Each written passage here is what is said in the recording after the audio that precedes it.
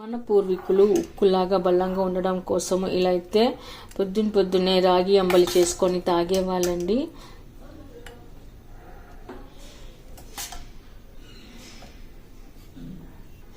ఆ తర్వాత దీనిలోకి కొద్దిగా మజ్జిగను కలుపుకొని ఉల్లిపాయ ముక్కలు, పచ్చిమిరపకాయ ముక్కలు అన్నీ వేసుకొని తాగేవాళ్ళన్నమాట.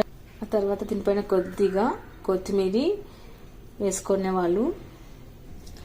ఆ తర్వాత వాళ్ళు ఇలా రాగి అంబలితో పాటు పచ్చి ఆనియన్ ముక్కలు, పచ్చి ఉల్లిపాయ ముక్కలు, పచ్చి కొత్తిమీర, పచ్చిమిర్చి, అలాగే పచ్చి కొత్తిమీర ఇవన్నీ తింటూ వాళ్ళు ఇవన్నీ తాగేవాళ్ళనమాట.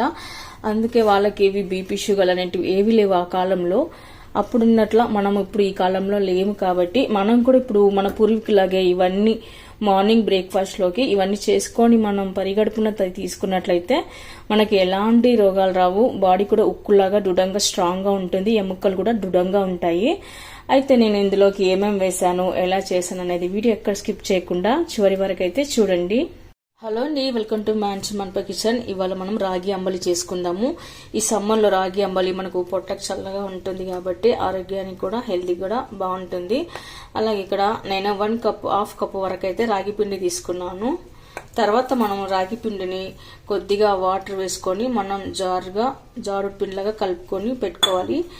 కొద్దిగా వాటర్ వేసుకుంటూ మనం పిండిని కలుపుకొని పెట్టుకోవాలి. మనం అంబలి చేసుకోవాలంటే ముందుగానే ఇలా పిండిని కలుపుకొని పెట్టుకొని నాననివ్వాలి. అప్పుడే మనకు అంబలి చాలా స్మూత్గా సాఫ్ట్గా బాగా వస్తుంది, తాగడానికి చాలా బాగుంటుంది. ఇప్పుడు మరికొద్దిగా వాటర్ వేసుకొని తడుపుకొని పెట్టుకోవాలి.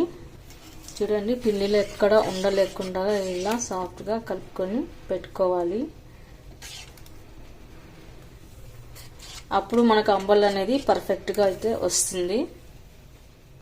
ఇలా అంతా కలుపుకొని పెట్టుకున్న తర్వాత మనము 10 నిమిషాలు పక్కన పెట్టుకుందాము.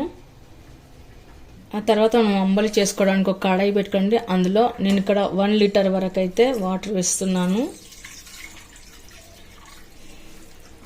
ఇందులోకి తగినంత ఉప్పును వేసుకొని మరిగించుకోవాలి. ఆ తర్వాత వాటర్లో ఇలా బుడగలు వచ్చిన తర్వాత మనం కలిపి పెట్టుకున్న రాగి పిండిని వేసుకొని వాటర్లో వేసుకొని వెంటనే కలుపుకోవాలి, లేదంటే పిండి ఉండలు అవుతుంది. జావ మనకు అంబలి ఉండలుండలా వస్తుంది. అలా రాకూడదంటే ఇలా పిండిని మనం వేసినంబడే గరిటెతో కలిపేసుకోవాలి.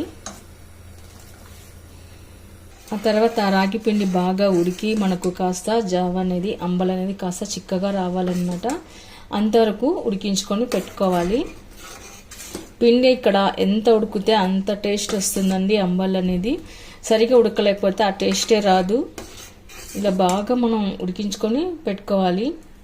ఇలా ఉడికి కాస్త చిక్కబడ్డ తర్వాత మరి 1 నిమిషం పాటు ఉడికించుకుంటే సరిపోతుంది. అంబలి అనేది రెడీ అయినట్టే. ఇంతే అండి, చాలా సింపుల్. అంబలి చేయడానికి రాని వాళ్ళు కూడా చాలా ఈజీగా ఇలా చేసేసుకోవచ్చు.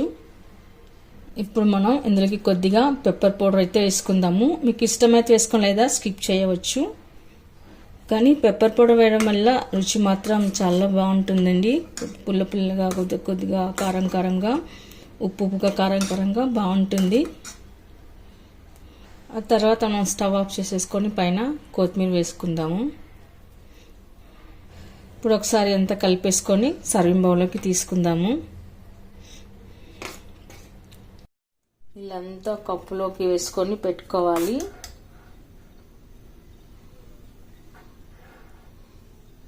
తర్వాత మనం దీనిపైన మజ్జిగని వేసుకోవాలి.